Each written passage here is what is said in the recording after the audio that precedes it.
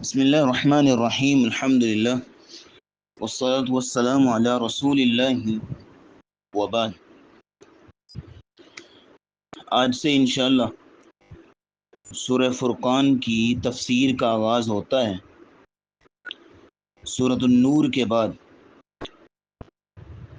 سورۃ الفرقان، پہلے اس کے تعارف کے حوالے سے، اس کے مضامین اور موضوع کے حوالے سے بات کر لیتے ہیں۔ سورۃ الفرقان کا نام اس کی پہلی آیت سے لیا گیا۔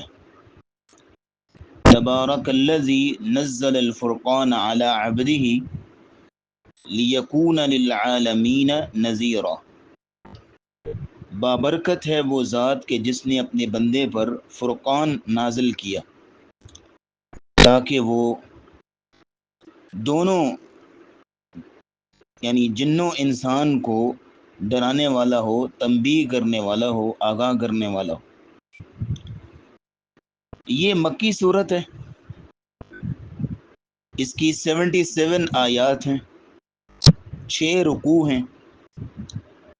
ترتیب مصحف میں 25 نمبر پہ ہے سورۃ النور کے بعد، جبکہ ترتیب نزولی میں یعنی سیکوینس آف ریولیشن میں یہ 42ویں نمبر پر ہے۔ سورہ یاسین اور سورہ فاطر کے بعد نازل ہوئی۔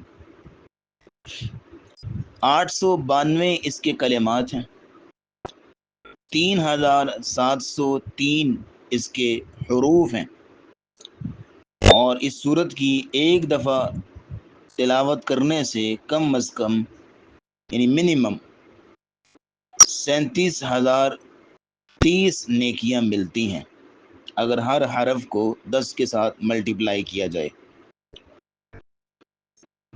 جہاں تک تعلق ہے اس کے موضوع کا اور اس کے مضامین کا، تو چونکہ ہم نے بتایا کہ یہ مکی صورت ہے،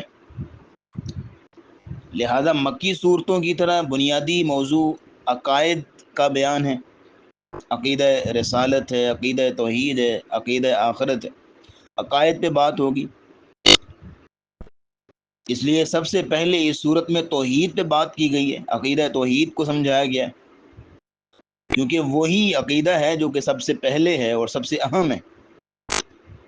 پھر اس کے بعد عقیدہ رسالت پہ بات ہوتی ہے، کیونکہ یہ عقیدہ رسالت ایسی چیز ہے جو اللہ اور بندے کے درمیان ایک واسطہ ہے، کنیکشن ہے۔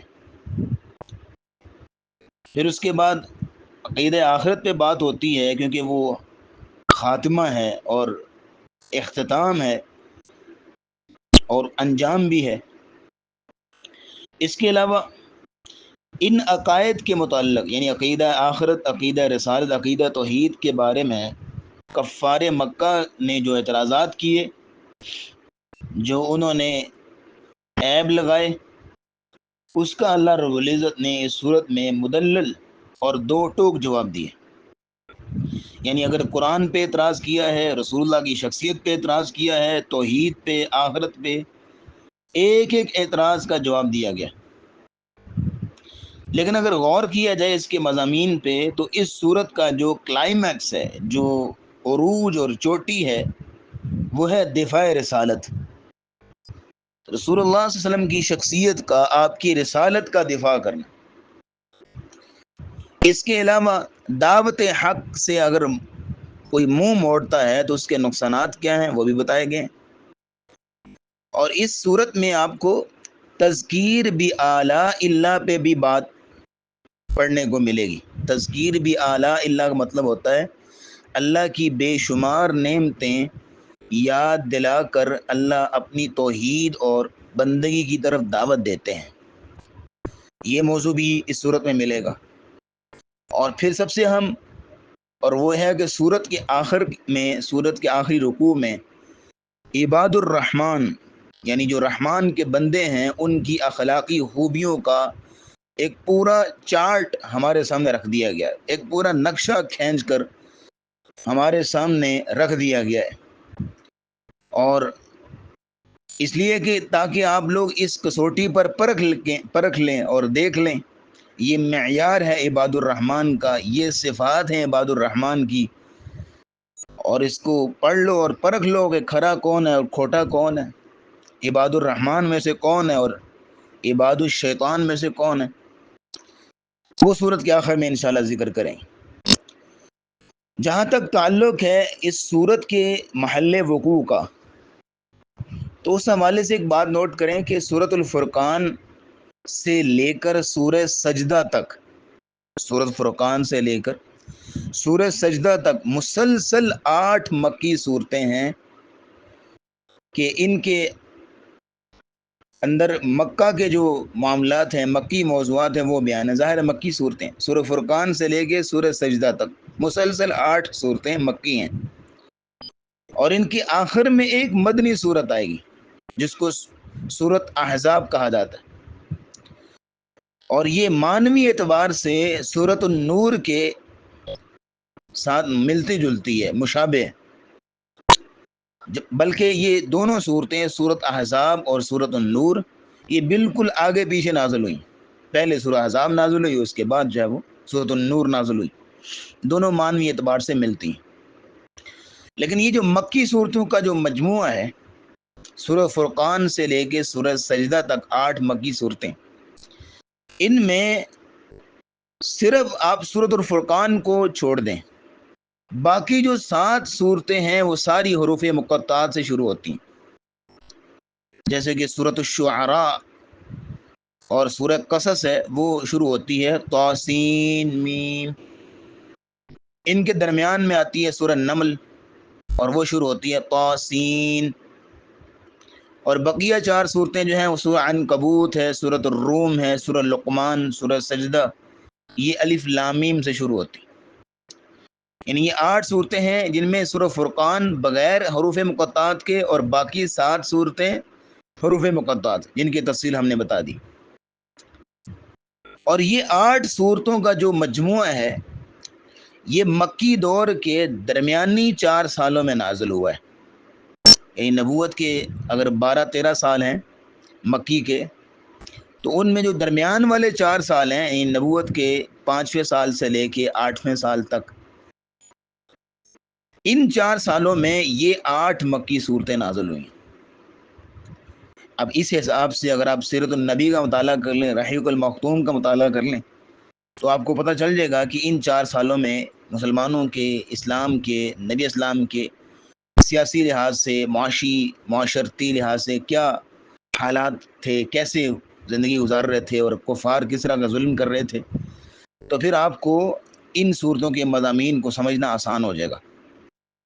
اس کے علاوہ جو پہلے 4 سالوں میں صورتیں نازل ہوئی ہیں، یعنی نبوت کے شروع میں سے لے کر پہلے جو 4-5 سال ہیں نبوت کے، ان سالوں میں جو مکی صورتیں نازل ہوئی ہیں وہ آخری منزل میں آپ کو نظر آئیں گی، قرآن مجید کی 7ویں منزل کے اندر. اور جو نبوت کے یعنی مکہ کے آخری 4 سالوں میں صورتیں نازل ہوئی ہیں، یعنی 8ویں سال سے لے کے 11، 12، 13 ہجرت تک، ان سالوں میں جو صورتیں نازل ہو رہی ہیں مکی، وہ قرآن کے شروع کے اندر ہیں. سورۃ الانعام، سورۃ الاعراف، اور اسی طرح پھر سورہ یونس سے لے کر مومنون تک تقریباً 15 صورتیں ہیں جو مکی ہیں. تو یہ ترتیب ہے قرآن کے اندر مکی صورتوں کی. اس طرح کی جو درمیانے نبوت مکی دور کے درمیانی 4 سالوں میں صورتیں نازل ہوئی ہیں، مکی دور کے درمیانی 4 سالوں میں صورتیں نازل ہوئی ہیں، ان کو درمیانے قرآن میں رکھا گیا. اور جو صورتیں قرآن کے آپ کو شروع میں ملیں گی مکی، ان کا زمانہ کون سا ہے؟ وہ آخری 4 سالوں میں نازل ہوئی ہیں. اور جو قرآن کے آخر میں آپ کو مکی صورتیں ملیں گی وہ مکی دور کے پہلے 4 سالوں میں نازل ہوئی. تو یہ ترتیب ہے. بہرحال یہ تھوڑا سا اس لیے بیان کیا گیا تاکہ مضامین کو سمجھنا آسان ہو آپ کے لیے. تو اس صورت کا اگر آپ حدیث کے اندر تذکرہ پڑھنا چاہیں کہ حدیث کے اندر اس صورت کا تذکرہ کس انداز سے ہے، تو وہ کچھ یوں ہے کہ حضرت ہشام بن حکیم رضی اللہ تعالیٰ عنہ ایک دفعہ نماز پڑھا رہے تھے اور اس میں سورۃ فرقان کی تلاوت کر رہے تھے. اور پیچھے نمازیوں میں حضرت عمر کھڑے تھے. تو حضرت ہشام بن حکیم رضی اللہ تعالیٰ عنہ سورہ فرقان کی تلاوت اس انداز سے کر رہے تھے، اس قرات سے کر رہے تھے کہ جو قرات امیر المؤمنین عمر رضی اللہ تعالیٰ عنہ نے نہیں پڑھی ہوئی تھی، یعنی ان کے لیے نئی تھی. امیر المؤمنین عمر رضی اللہ تعالیٰ عنہ کہتے ہیں کہ میں نے جب نماز کے اندر سنا کہ یہ کیسے پڑھ رہے ہیں سورۃ فرقان کو، قرآن کو کیسے پڑھ رہے ہیں، ایسے تو ہم نے نہیں پڑھا، نہ ہی رسول اللہ نے ہمیں پڑھایا، یہ کس انداز سے پڑھ رہے ہیں. عمر رضی اللہ تعالیٰ عنہ فرماتے ہیں کہ میرا دل کیا کہ نماز کے اندر ہی میں اس کو پکڑ لوں. ظاہر ہے کہ وہ اللہ کے معاملے میں، اسلام کے معاملے میں بڑی غیرت والے تھے. کہتے ہیں ظاہر ہے کہ نماز تھی تو فتصبرت، میں نے بڑی مشکل سے صبر کیا. جیسے ہی انہوں نے سلام پھیرا تو میں نے فوراً ان کو پکڑا، فوراً لپکا ان کی طرف. ان کے گلے میں چادر تھی تو اس کو بل دے کے اس کو، یعنی حضرت ہشام کو کھینچتے ہوئے رسول اللہ کے پاس لے گئے اور جا کے اپنا مدعا بیان کیا. کہا یا رسول اللہ صلی اللہ علیہ وسلم، یہ ہشام کس طرح پڑھ رہے ہیں قرآن کو، اس طرح ہم نے تو نہیں پڑھا، یہ پتہ نہیں کس انداز سے پڑھ رہے ہیں، الفاظ کو کچھ اور انداز سے تلاوت کر رہے ہیں. نبی کریم صلی اللہ علیہ وسلم نے فرمایا ہشام آپ پڑھ کے سنائیے. تو ہشام رضی اللہ تعالیٰ عنہ نے اسی طرح پڑھا جس طرح کے نماز کے اندر ابھی پڑھ رہے تھے، جس کی وجہ سے امیر المومنین ان کو پکڑ کے لے آئے. جب ہشام نے سورہ فرقان پوری پڑھ دی تو نبی اسلام نے فرمایا احسنت، آپ نے ٹھیک پڑھا ہے، اچھا پڑھا ہے، اسی طرح پڑھنا ہے. ہا کذا انزلت، اسی طرح نازل ہوا ہے. پھر آپ نے فرمایا عمر آپ پڑھیے، آپ کس طرح پڑھتے ہیں. امیر المومنین عمر کہتے ہیں رضی اللہ تعالیٰ عنہ کہ میں نے پڑھا اور میں نے اسی طرح پڑھا جس طرح کہ رسول اللہ نے مجھے سکھایا ہوا تھا، میں نے رسول اللہ سے سیکھا ہوا تھا. جب میں نے سورہ فرقان مکمل کر لی تو مجھے رسول اللہ نے فرمایا احسنت، آپ نے بھی ٹھیک پڑھا. ہاں قضا انزلت، اسی طرح بھی نازل ہوا ہے. اب نبی کریم صلی اللہ علیہ وسلم کے ان الفاظ کو سن کے تو امیر المومنین عمر رضی اللہ تعالیٰ چونک گئے، ایک دفعہ حیرت میں آ گئے کہ ہشام کسی اور طریقے سے پڑھ رہے ہیں، میں کسی اور انداز سے پڑھ رہا ہوں، الفاظ بھی مختلف ہو رہے ہیں، انداز بھی مختلف ہو رہا ہے، تو دونوں ایک جیسے کیسے اور دونوں ٹھیک کیسے؟ لازماً ایک غلط ہونا چاہیے، ایک صحیح ہونا چاہیے. لیکن پھر نبی اسلام نے وضاحت کی، آپ نے فرمایا کہ انزل القرآن علی 7 احرف، قرآن جو ہے وہ 7 حروف پہ نازل ہوا ہے، 7 لہجوں پہ نازل ہوا ہے، یعنی اس کی مختلف قراءات ہیں. فقرؤوا ما تیسر منہ، تو تم اس طرح پڑھ لو جس طرح تمہیں آسان لگے.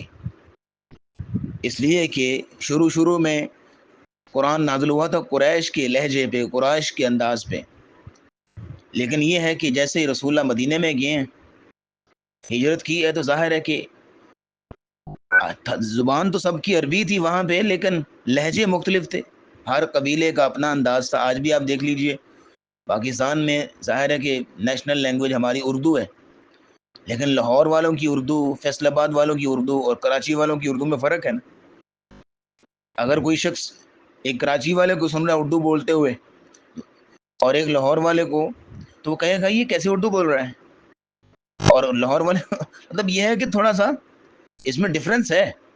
تو اسی طرح ان کے ہاں بھی عربوں کے اندر ڈفرنس ہوتا تھا. جیسے آج آپ پشتو کو دیکھ لیجیے، اب کسی پٹھان کے پاس بیٹھیے اور اسے کہیے گا کہ پشتو کے اندر کتنی لینگویجز ہیں، یعنی کتنی اس کے اندر لہجے ہیں، اس کے اندر ورڈنگ ڈفرینٹ ہے.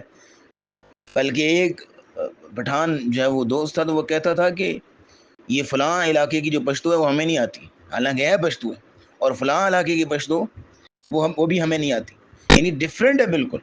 اسی طرح عربی زبان چاہے عربی ہے لیکن قریش کی لغت اور ہے، حوازن کا طریقہ کار بولنے کا اور ہے، قبیلہ بنی قے ہے اس کا جو ہے وہ طریقہ کار بولنے کا اور ہے.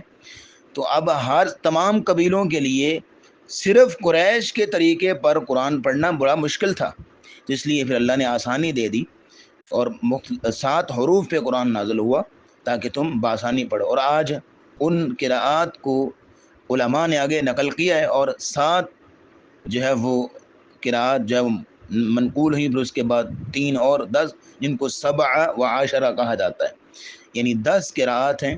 اور ان کے اندر اگر قاری نکالی جائے تو 2 قاری مزید پھر ان کے آگے راوی اور ترک بن جاتے ہیں. تو تو متعدد قراءات ہیں جو علماء پڑھتے ہیں اور سیکھتے بھی ہیں، سکھاتے بھی ہیں۔ اب اس کے بعد سورہ فرقان اور سورۃ النور دونوں کے اندر اگر ربط دیکھا جائے تو وہ نوٹ کر لیں کہ سورۃ النور اور سورہ فرقان میں کئی اعتبار سے ربط ہے، یعنی دونوں کا لنک ہے۔ قرآن کا یہ اعجاز یہ ہے کہ قرآن کی ہر آیت کا دوسری آیت کے ساتھ، ہر سورت کا دوسری سورت کے ساتھ ایک ربط ہوتا ہے، ایک لنک ہوتا ہے۔ تو سورۃ نور سورہ فرقان کا بھی ہے۔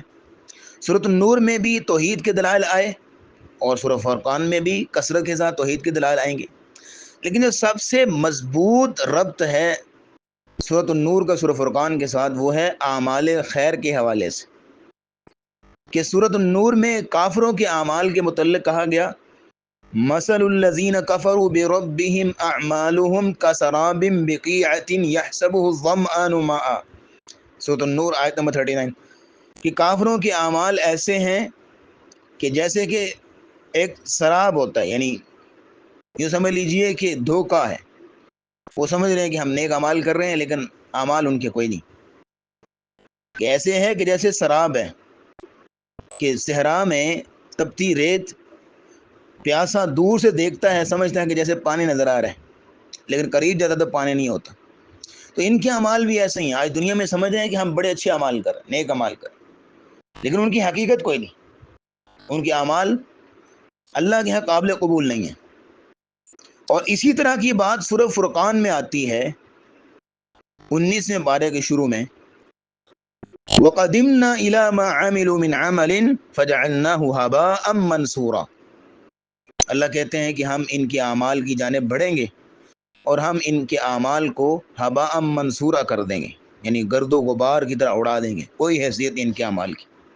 تو یہ اس انداز سے ایک ربط ہے سورہ فرقان کا سورۃ النور کے ساتھ۔ تو یہ سورت کا تعارف ہوا، انشاءاللہ آئندہ درس سے اس کی تفسیر کا آغاز کریں گے۔ وآخر دعوانا الحمد للہ رب العالمین۔